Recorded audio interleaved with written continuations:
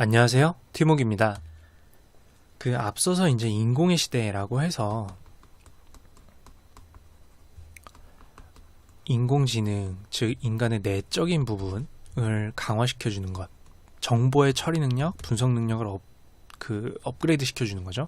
그리고 인공신체라고 해서 인간이 말 그대로 40kg에서 100kg, 그리고 신장은 1m에서 2m 50cm 내외의 신체에서 신체가 갖게 되는 한계를 이제 돌파하게 해주는 인공신체가 될 것 같고요. 그리고 장애나 질병도 극복하게 해주고, 그리고 이제 아예 인간이 아닌 환경 분야, 즉 인공 환경을 조성하는 분야라고 해서 이 인공 분야가 결국에는 한 시대의 흐름을 파악할 수 있는 가장 좋은 키워드가 될 것 같다고 생각을 했습니다. 그리고 제가 사실 계속해서 말씀을 드렸는데요. 이거를 가능하게 만드는 것, 물론 해당 도메인, 해당 분야의 연구와 지속적인 석학분들께서의 노력이 있었던 것 뿐만 아니라 그 노력을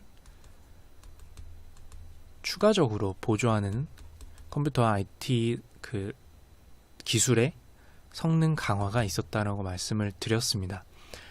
두 번째 파트에서 말씀드릴 건 사실 이 부분이 포인트예요. 말씀드렸던 이 인공위 시대의 기술들의 기반에는 정보 처리 능력이 기반으로 쓰였습니다. 반대로 얘기하면요, 이렇게 예를 들어서 생각하면 편할 것 같아요. 지금까지는 우리가 인터넷, 컴퓨터, 또는 스마트폰 을 사용하지 않는 분야에서는 정보가 쌓인다, 정보를 분석한다라고 생각하면 실생활에서는 와닿지 않을 수가 있었는데요. 이제 저렇게 인공지능, 인공신체, 인공환경 등이 계속해서 자리를 잡게 되면요, 여태까지 컴퓨터와 상관없던 분야까지도 정보가 흐르게 됩니다. 4차 산업혁명이라고 볼 수도 있겠죠. 무슨 뜻이냐면, 여태까지 공장에서 쓰이던 어떤 제조 로봇이라고 할게요. 제조 기계라고 할게요. 제조 기계가 이런 방식으로 어떤 인공지능의 정보 관리 하에, 그리고 인공 환경이 조성된 곳에서 동작을 하게 된다고 봤을 때, 이 기계가 제조하는 것과 시간, 기후 이런 것들이 모두 정보로 남게 됩니다. 예전에는 그냥 떡을 찢는 기계 이랬으면은 그냥 떡을 찢는 동작만 계속 반복을 했겠죠. 그거의 생산이 얼마나 되는지는 사람이 기록할 일이고. 근데 이제는 모든 것들이 정보가 남게 되죠. 왜냐면은 이 제조 기계 또는 심지어 인공신체를 달았다고 했을 때 그 인공신체가 동작하게 된 기록을 어딘가는 남겨놔야 신체에 문제가 생겼을 때 대처할 수 있게 되잖아요. 그럼 이것도 결국은 기록을 해놓기 때문에 정보의 블랙박스가 됩니다. 그리고 누군가는 이거를 분석할 수 있어야겠죠. 다양한 시각에서. 그쵸? 이런 방식으로 결국 이 인공의 시대가 된다는 얘기는 컴퓨터가 여태까지 생각지도 못했던 곳까지 자리를 잡게 되고, 그 컴퓨터는 데이터를 남기게 된다라는 뜻입니다. 그래서 파트의 가장 중점적인 주제는 이 세상에 진짜로 그냥 인터넷 환경이 아니라 모든 것에 데이터가 남고 모든 곳을 데이터가 흐르게 된다는 뜻이죠.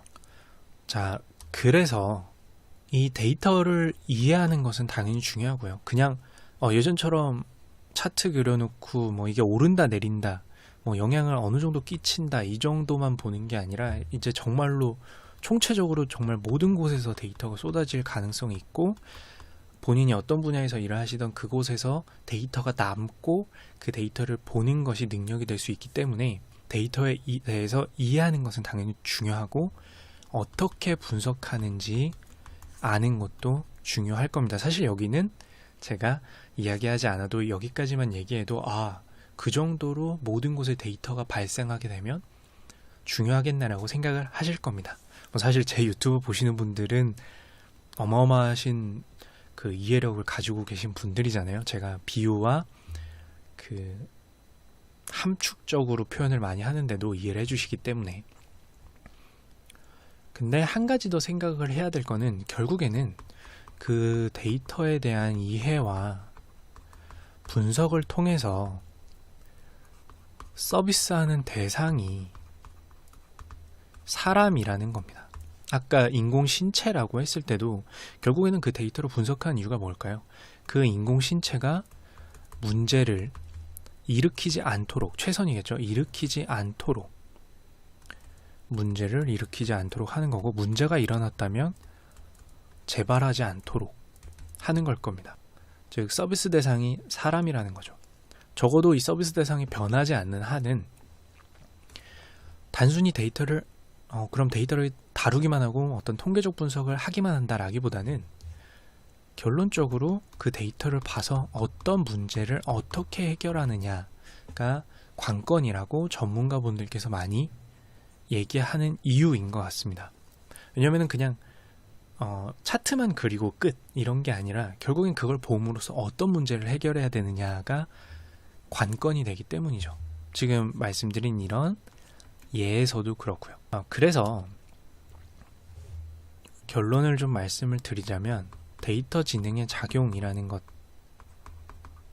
것의 작용이라는 거는 결국에는 인공의 시대에는 우리가 어떤 서비스 생각할 때 앞으로는 이런 인공적인 것들이 가능하다라는 걸 알고 해야 된다라는 게 첫 번째 주제였고, 이 인공의 시대에는 데이터가 많기 때문에 그 데이터를 이해하고 분석하고 최소한 데이터를 기록하지 않는, 우를 범하지 않는 것이 굉장히 중요하다. 그 데이터를 남기는 것 자체만으로도 굉장한 권력이라고 할까요? 자본이 된다. 데이터 자본주의라고 하죠. 데이터 자본주의라고 하죠. 데이터 자체가 자본이 된다. 라고 해서 제가 저번 편에 데이터 시대라고 얘기를 했던 거기도 하고요.